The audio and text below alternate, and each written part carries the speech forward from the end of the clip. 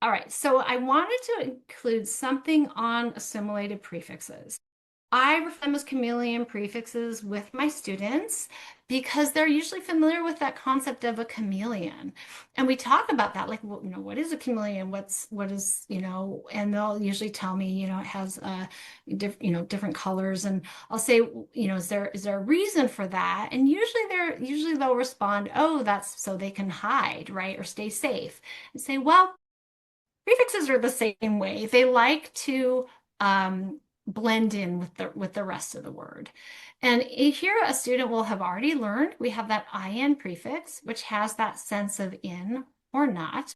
And then we notice we have three chameleons, right? So we have im, il, and ir. Okay.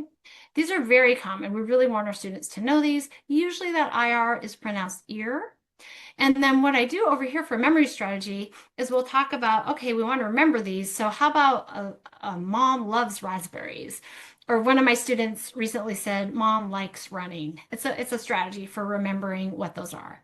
And then we want to model first. So most of the time it's just going to be in. So in this first one, we have this base cyst. Okay, insist. So that's going to be our in. And then because it has to do with speech, in this word irregular, right? We're not going to say irregular and have your student try it because it's uncomfortable, right? Irregular, that's not a word. Oh, it's the IR. So here it is, irregular. Now, this is so empowering for spelling because this is why so many of our consonant letters in multisyllabic words are doubled, right? Because we have a base here, REG, and then ear is our prefix. So there's two R's. They're two separate meaning units. They're two separate morphemes. So then I would go through and eventually the student will kind of do this on their own. So invent, you might have to do a little playing around with some of the words. Oh, look, we have luster. That base starts with an L. Oh, look, we have IL. Illustrate, because if you say illustrate, that feels terrible.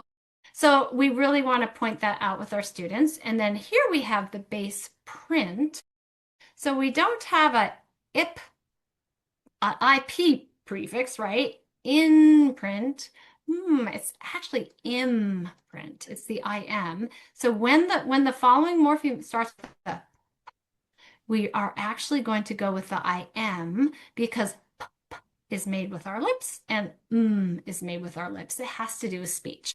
So here again, we have a impact. And make sure you have the students read the words and play with them. And then like over here, we have this resistible. Well, when we have this IR, well, look, now we have a word with two prefixes. Ear, resist is our base, uble's our prefix.